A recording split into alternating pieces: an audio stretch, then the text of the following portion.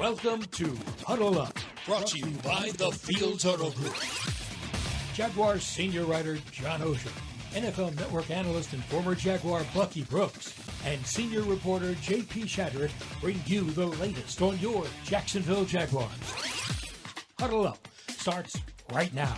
And welcome in. It is Huddle Up with Bucky Brooks, J.P. Shadrick with you from the Hyundai Studios at the Miller Electric Center in Jacksonville. No John Oehser this week. Bucky Brooks in Los Angeles. And Huddle Up with Bucky Brooks is brought to you by Fields Auto Group Jacksonville. See Fields first, Jacksonville's premier luxury auto group. Go to fieldsauto.com. Bucky Brooks, good afternoon to you. It's preseason week 3 at long last. How are you? I'm good, JP. What's going on? I think week 3 of the preseason is really an interesting time because you got guys who are, I would say, playing for their football playing lives. And so it should be a very competitive situation to watch. Once you get the ones off the field and you look at the 2s and 3s that are playing, should be a different energy with guys kind of playing with that desperation and urgency to make something happen to kind of keep the light on. That's in the second half of the game. Doug Peterson's approach in the first half of the game. Let's hear from him now. The starters are going to get a lot of time in this one. Third and final preseason game, we usually let the starters play a little bit more. And again, it depends on the circumstance and the way the game goes, but you'd love to get maybe 2 quarters, out of them. But we do take a look at Atlanta a little bit, and we simulate a game week schedule-wise now that the camp is broke, and that's probably the only reason, these weeks are important to get the guys, no longer in the hotel, they're living at home, transportation here, all that kind of stuff. It simulates and sort of feels like a game week. Okay, so they'll act like a game on Friday night in Atlanta, Bucky, with about a half, maybe a little bit less. If things go well, I could see them coming off a little bit earlier, but what do you think of this approach for Doug?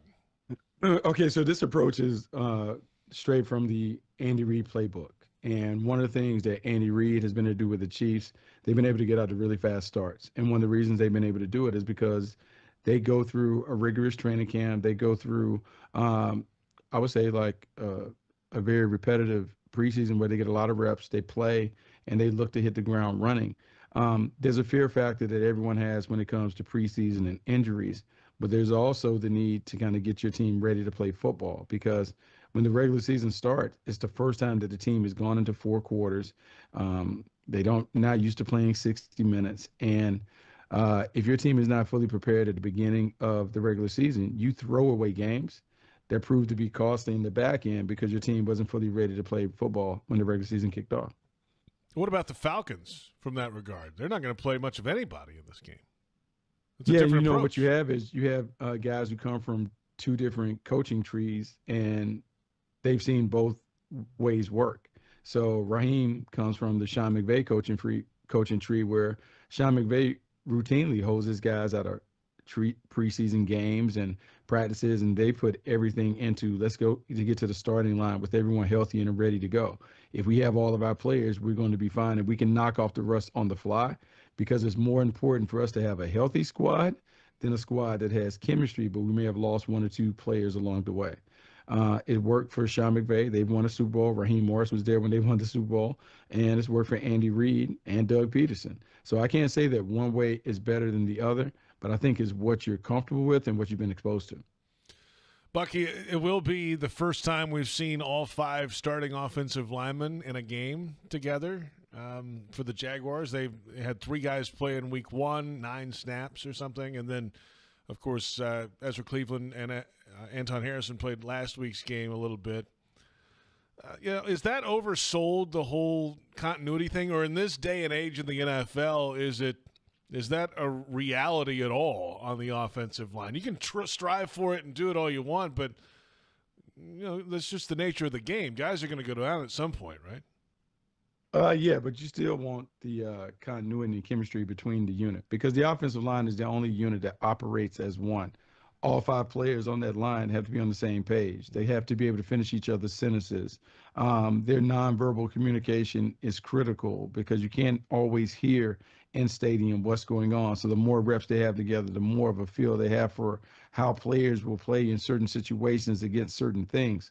Doug Peterson had just talked about the consistency and making sure that you're able to get off the ball together and work together, and how you protect the quarterback and how you move people off the line of scrimmage for the running game. It's important for these guys to play together because they've never really played together. If you go back and look at last year, it was always a revolving door. At some point, you got to build the chemistry within the group to have any chance of accomplishing some of the things that we can talk about the Jaguars potentially being able to accomplish. We're going to get to the defense coming up in just a little bit here, but one more part of this, obviously, is the wide receiver group. Christian Kirk's got a little calf thing going on. Sounds like he may not go in the game Friday, but everybody else is out there. What else do you want to see from the receiving core with Trevor Lawrence out there? I mean, what else can they really show at this point that they haven't shown already? They've had some moments already in this preseason. Clean game, really good execution. You want to feel like this team is regular season ready, that they're moving in and out the huddle. There's a tempo to their game. There's an urgency to the way they're playing. Young guys, old guys, whoever's on the field looks like they're playing at the standard or above the standard that has been established. And then I want to see some of the young guys continue to make strides, right? We talk about Tank Bigsby and Parker Washington. Those guys have stepped up huge in this training camp, this preseason. Sure. Let's see them continue to do that. The one thing that you're looking for now, particularly with young players, consistency. Where can we kind of stack them at when it comes to how they're going to perform each week? That consistent effort is what you're looking for. Let's see if they can be consistent and play at a high level, down after down after down. We'll come back in a moment and get to the defensive side. Obviously, a new scheme, and the starters will be out there for a long time coming up on in this ball game on Friday night. A little later, yes, we'll get to the second half of the football game, Bucky, when guys are fighting for their NFL lives in the final preseason matchup. The Jaguars and the Falcons coming up Friday. It's a 7 o'clock kickoff time, and this is Huddle Up with Bucky Brooks.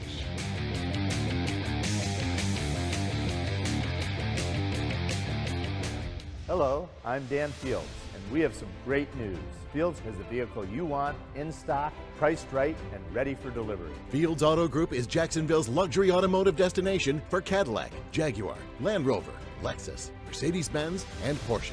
Inventory is back and available for immediate delivery. And every Fields customer can take advantage of our Fields Amenities program with complimentary loaners, car washes, and our cafes. You deserve the best. Stop by today or go to fieldsauto.com. The 2024 season is Pawsome. Register your pet for the Four-Legged Fan Club, presented by Forever Vets Animal Hospital.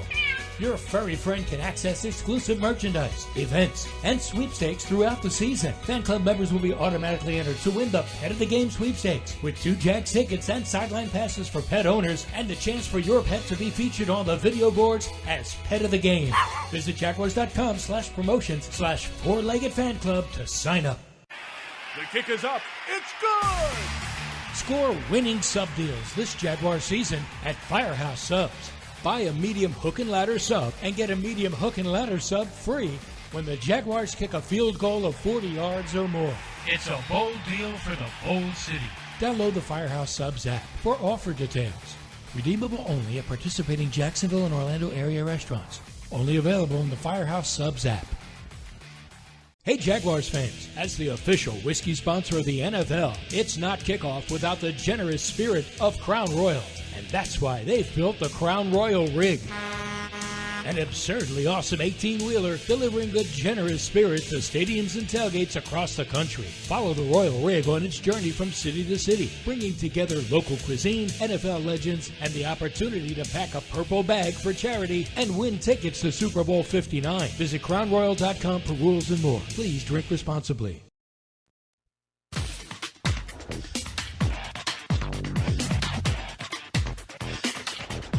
He's a good run player. Trayvon's a good pass rusher. He can rush with speed, finesse. He's a good power rusher. In the run game, he can play head up a guy or he can play on the edge. So there's a lot of things that he does really well. So just the continuation of, just taking his game to the next step, playing a little faster, playing a little bit more violent, as we go with this system, his place and how he just sees where he fits in terms of, and this is how I set the edge or I rush or those type of things. Just faster, more violent, things like that. But it's coming like he had a really good practice yesterday. So look for that to continue on Friday. Ryan Nielsen, Jaguars defensive coordinator, asked about Trayvon Walker in our press conference earlier this week. Welcome back. It's Huddle Up with Bucky Brooks, J.P. Shadrick with you in Jacksonville from the Miller Electric Center, the Hyundai Studios. Bucky Brooks in Los Angeles. Full press conference for Ryan Nielsen available at Jaguars.com or the Jaguars YouTube channel. You're invited to a very special evening with John Legend, live in concert for Night and Stories at Daly's Place this Saturday.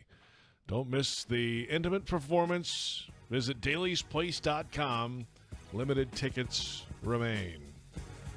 All right, so Trayvon Walker will get plenty of time, Bucky, this Friday night against the Atlanta Falcons. He and the entire starting defense will have an opportunity to get out there. And, we've talked a little bit about this in this training camp, a lot about the four-down linemen and the different scenario. And I talked to Trayvon earlier this week, and it's a conversation you'll hear on the Doug Peterson show coming up Thursday about conditioning themselves to play with a little more weight. Josh Hines-Allen put on some weight. Trayvon Walker put on some weight. They've got some big bodies in the middle. They're just getting bigger and bigger, it feels like. A question for the former player. I don't know how much extra weight you had to put on, but how difficult is that to learn how to run and maintain it? And even though it might be a 10-pound difference, what does that really mean? It really depends on how you put the weight on. If it's deliberate, intentional, it comes through working out, well, you can counterbalance some of the weight gain with some of the drills that you're doing to retain your explosiveness. If it's one where you've been laying on the couch eating chips and stuff, well, that's a different kind of weight. That's my kind of weight, Bucky. I know all about that. That's not what I'm asking about. I'm an expert in that. Yeah, so with Trayvon and Josh Hines-Allen, like their ability to gain weight has been due to how hard they worked in the weight room. Maybe they've gone to heavier weights, fewer reps to kind of build the bulk and the strength and the power. A lot of it depends on all of those things. It has to be a collaborative effort at the pro level between your dietitian or your nutritionist, your strength coach, and then your position coach, trying to put it all together so you can be the best that you can be. But yeah, it's definitely takes an adjustment to deal with being a bigger body, trying to run around like the young guys used to. And this is all of a sudden, this defensive line, most defensive lines are big. I get it. But, you got Eric Armstead, 6'7", 290. You got, of course, Devon Hamilton, who's 335 listed, 6'4". The rookie nose tackles, 316. He's not tiny. Mason Smith has length, and he's 6'5". Is this bigger than a normal average defensive line to you, or is this kind of how it's supposed to be? This is how it's supposed to be, but I would say they're probably in the upper percentiles when it comes to height, weight, speed, size, stature, all those things. And part of what you're trying to do is you're trying to build a bully in your respective town. And to do that, you're trying to knock off the top teams. When you look at the top teams within the division, you have to be able to combat what they do really well. And so if you can't sack the quarterback, you need guys with length that can bat the ball down at the line of scrimmage. Well, the Jags can do that. You need to have guys on the second level that can run and chase and do those things. But it starts up front, and being able to control the trenches, stop the running game, contain the aerial attack, puts them in a really good position to knock it off. And then you move back to linebacker, and you get a good idea. Foyer's been on the side with a little bit of a hamstring issue this week. We'll see what his status is for Friday's game, but I don't think it's a long-term concern. So might see a lot more of Chad Muma out there, Devin Lloyd, of course. And you know who's had a good camp, though? Even with his arm wrapped up, it's Ventrell Miller, right? I mean, it looks like – it feels like, at least, in the games that he's – played up to, he's played. That's step one. He didn't play at all last year, right? So he's out there, but he's making plays. So he may not be on the front line of linebackers right now, but at least they're getting something out of Ventrell, and it's a step in the right direction. I think that's probably a good way to look at it. Great way to look at it. And for him to get the opportunity to be the green dot player, to be the communicator, to be the traffic cop, to kind of lead the unit, that's big. And the significant comes in if Foye did happen to go down, how they would reshuffle the deck, but then who are the next ones up? And I would anticipate he being one of the next ones up. You love the size, you love the tenacity and toughness. Just has to be available so you can get a true look at what he is. And, of course, at the defensive back group, Darnell Savage back on the practice field this week, Bucky. Lost the red jersey, and he's been on the practice field. He's able to practice full, I guess is the way to say it. Remind us what he brings to the table. When he's full go and ready, it seems to add to the versatility that Ryan Nielsen might have available to him on the back end of this defense. Yeah, when you think about this guy, he does have the versatility that you love. He is a guy who is super athletic. He has the ability to hit you physically hard, knock the taste out your mouth, but then is athletic enough and nimble to cover. He is a unique find because you just don't find guys who can play in the slot comfortably, but also play in the high back half. He has all those things. He's a willing tackler. He's a super athlete. And let's be honest, he brings some maturity and some experience to the table that you certainly want. So I think it's a nice situation. He comes from a winning program, and it's one of the things that the Jags were intentional about doing, bringing winners to the program. He's another one of those winners that they sought out and got this offseason. Bucky, were you one to knock the taste out of people's mouth? Were you a hard hitter? No.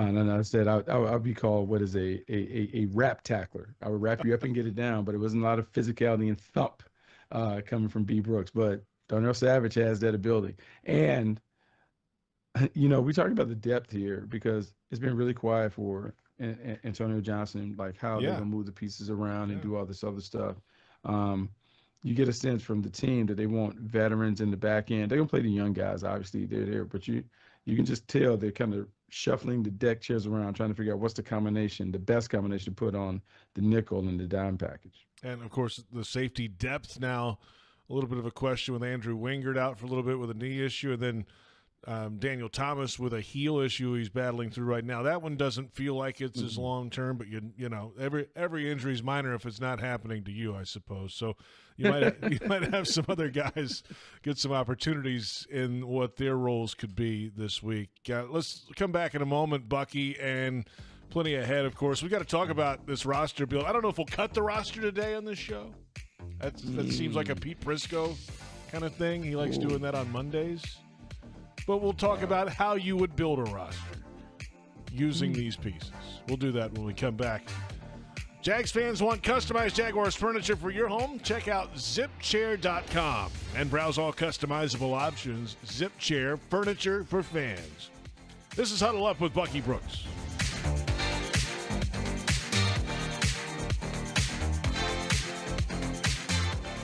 Hello, I'm Dan Fields, and we have some great news.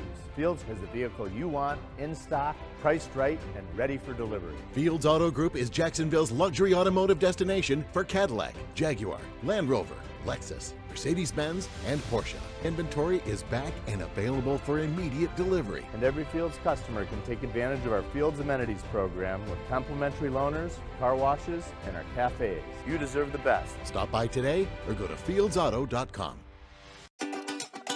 Ready to fuel up for summer fun? Join the MyGate Rewards loyalty program and pump up the savings. This summer, become a new loyalty member and save 25 cents per gallon on your first fill-up. Already a member? Now you can earn rewards 10 times faster. For every $10 spent in store, save 5 cents per gallon at the pump. Stop by Gate today to crank up your summer savings. Offer ends August 31st, 2024. Chelsea here with Renewal by Andersen. Renewal by Andersen specializes in energy-efficient, custom-built replacement windows and doors that are twice as tough as vinyl. Save money through the month of August and save $300 on every window and $825 on every patio door. Plus 0 down, 0 payments, and 0 interest for 12 months. Some restrictions apply. Proud partner of the Jacksonville Jaguars. Go to rbafla.com to book your design consultation today. License number CGC 1527613. It's game time, Jaguars fans, and Publix knows that football is all about pairings. A high-scoring offense paired with a stingy defense, a rocket-armed QB paired with a dynamic wide receiver. And at Publix, you can pair hot deli chicken tenders with savory dips, delicious sub-platters with ice-cold beverages, and you can pair these tailgate essentials with an entire parking lot full of Jaguars fans chanting, Duval! Gear up for your tailgate at Publix, the official supermarket of the Jacksonville Jaguars.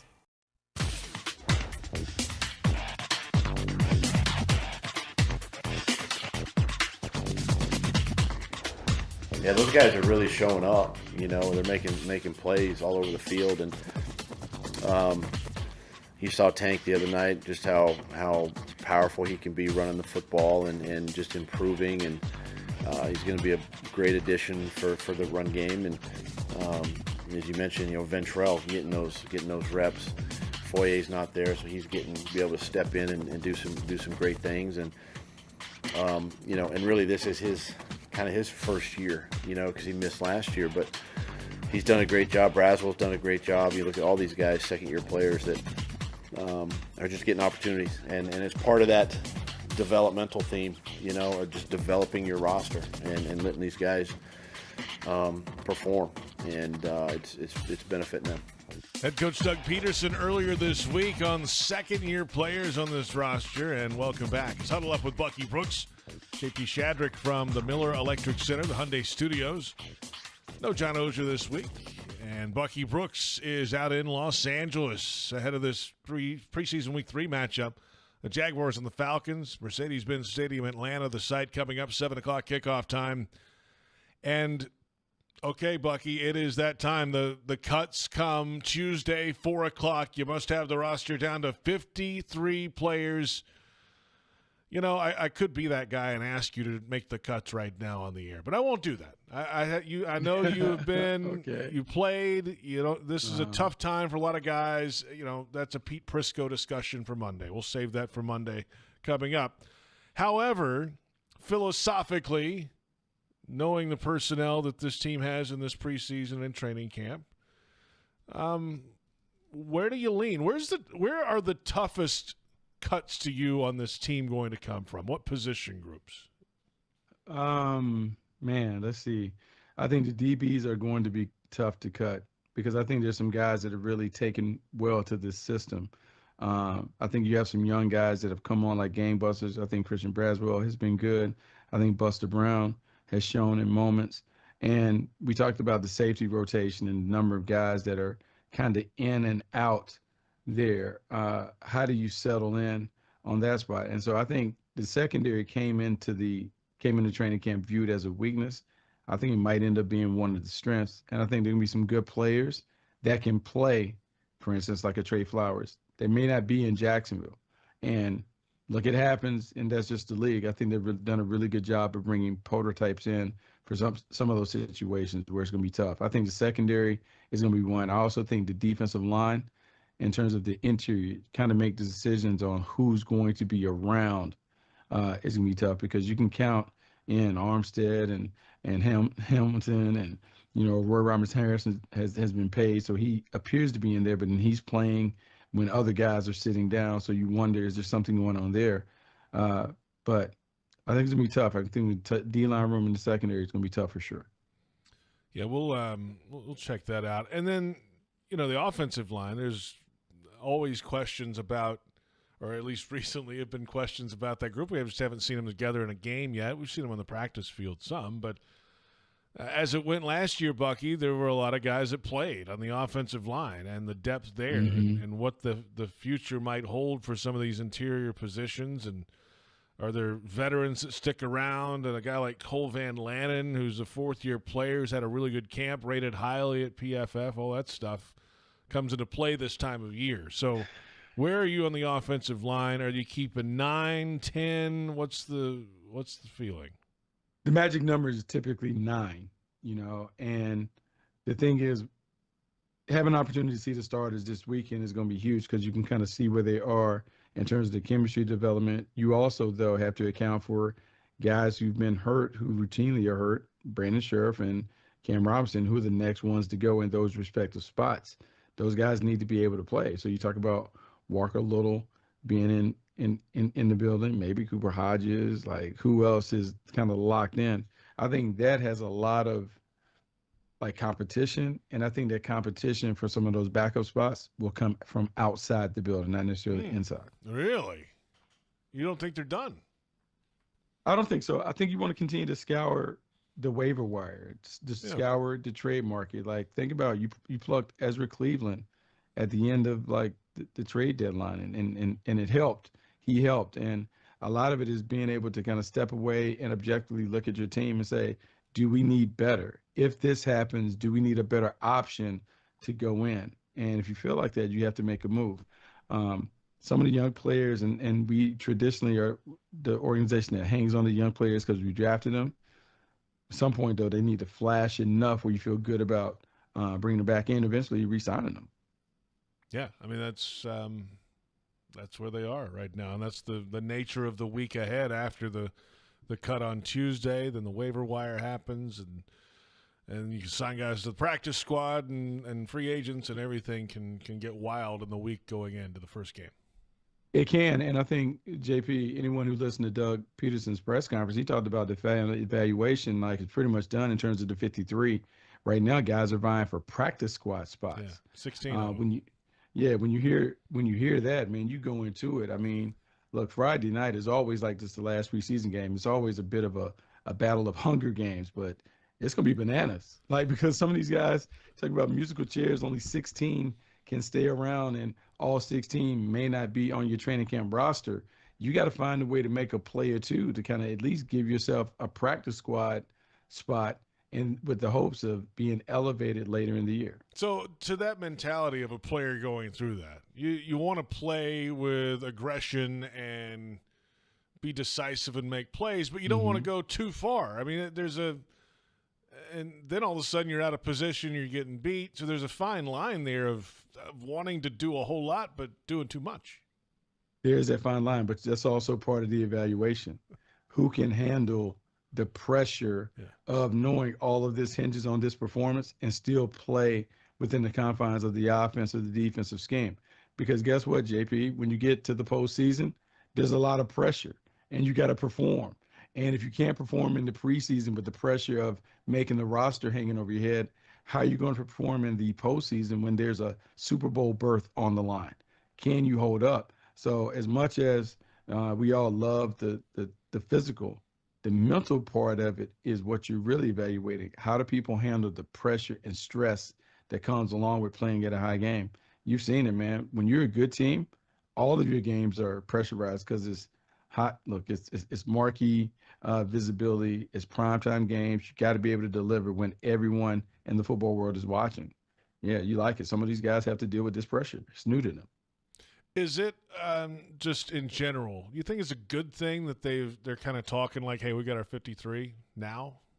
Or are they better because of that? Or am I thinking too much into that? No. I mean, I think we all have biases. Like when you're a team, like a lot of times you're biased with the picks that you have. Like some teams have a philosophy where when you draft somebody, like they're going to beat the team at least the first year unless they're just bad. Yeah, right. Because you're believing in your process of evaluation over the long haul, as opposed to the 6 weeks of exposure that you might have gotten with them at training camp. But you always are kind of working with the 50 guys in mind that you know are probably going to be there. And then there are like a handful of spots that may be available, sometimes due to poor performance, sometimes due to surprise production. But yeah, like when he talks about it, and I appreciate him being transparent. Yeah, like a lot of this, the hay's in the barn when it comes to the evaluation. You're just trying to figure out who do you want around to execute the stuff, on your practice squad and eventually develop into someone that can play and be a contributor. A lot coming up in the next 3-4 days for this Jaguars team and every team in the NFL, including preseason week 3. We'll come back with our final thoughts ahead of the preseason finale. It's Huddle Up with Bucky Brooks.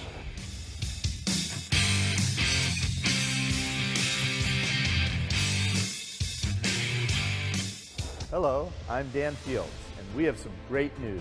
Fields has the vehicle you want, in stock, priced right, and ready for delivery. Fields Auto Group is Jacksonville's luxury automotive destination for Cadillac, Jaguar, Land Rover, Lexus, Mercedes-Benz, and Porsche. Inventory is back and available for immediate delivery. And every Fields customer can take advantage of our Fields Amenities program with complimentary loaners, car washes, and our cafes. You deserve the best. Stop by today or go to fieldsauto.com.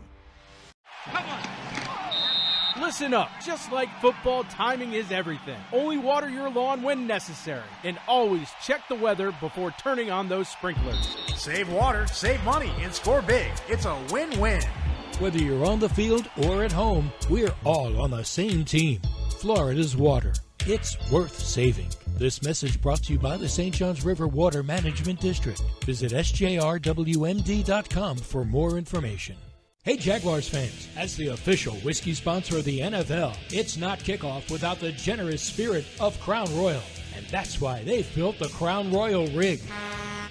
An absurdly awesome 18-wheeler delivering the generous spirit to stadiums and tailgates across the country. Follow the Royal Rig on its journey from city to city, bringing together local cuisine, NFL legends, and the opportunity to pack a purple bag for charity and win tickets to Super Bowl 59. Visit crownroyal.com for rules and more. Please drink responsibly. It's game time, Jaguars fans, and Publix knows that football is all about pairings. A high-scoring offense paired with a stingy defense. A rocket-armed QB paired with a dynamic wide receiver. And at Publix, you can pair hot deli chicken tenders with savory dips, delicious sub-platters with ice-cold beverages, and you can pair these tailgate essentials with an entire parking lot full of Jaguars fans chanting, Duval! Gear up for your tailgate at Publix, the official supermarket of the Jacksonville Jaguars. Wrapping up Huddle Up with Bucky Brooks on this Wednesday ahead of preseason week 3. The Jacksonville Jaguars and the Atlanta Falcons, 7:06, the official kickoff time at Mercedes-Benz Stadium, downtown Atlanta, Friday night. Huddle Up with Bucky Brooks brought to you by Fields Auto Group Jacksonville. See Fields first, Jacksonville's premier luxury auto group. Go to fieldsauto.com. Looking forward to this one, Bucky. Starters out there, may not see many for the Falcons. That's their decision. But the Jaguars starters are out there, and that'll be, exciting to see how they perform. And, and this is one thing, right? I think, how much do you overreact to a performance when it's against a second-team group for the Falcons? Do you just want to see some operational things, right? Or do you take hey, if they don't perform well, are you ringing the alarm bell? No, you don't want to go too crazy. Yeah. But I think the coaches kind of outlined exactly what the expectations were. Press and Ryan Nelson both talked about lightly game planning for this one, talked about going through the process of a game schedule week. This is really a dress rehearsal for the regular season opener. So you're going to treat it as such. You want guys to understand this is how we get ready over the course of the week. Here's how we ramp it up on weekends with the walkthrough. Hey, let's go and get on the flight, get to the hotel. Here's our normal process and routine. So it's not foreign to them when you have to start doing it in the regular season. To me, this is an opportunity to continue to remind guys the expectations on the daily, culturally, on the field, off the field, how you want them to go. And then from a football standpoint, it's about let's really worry about us. We're not deeply into the game planning, but we're going to put some things together where we can start figuring it out and have some success. This is a great opportunity to do that with the ones playing into the end of the first half, maybe into the beginning of the second half. Yeah, I expect to see them play well. You want to get off the field. They should dominate the backups for the Falcons if they're playing. You can build upon that confidence. But if you struggle, yeah, it may be a little tough to bounce back. But this is one where you want to dominate. Dominate. Love that. Bucky, you dominated this program as always today. It was just me and you, JP. Like, you passed. I had to shoot it. There's no other option. I'm the shooter only. All I do is assist. That's it. We just set it up for you. Bucky, we'll talk to you a little later. Have a great call on Friday night. That's Bucky Brooks. I'm J.P. Shadrick. Our thanks to David Cho, Joe Fortunato, our entire crew, and thanks to you for watching Huddle Up with Bucky Brooks.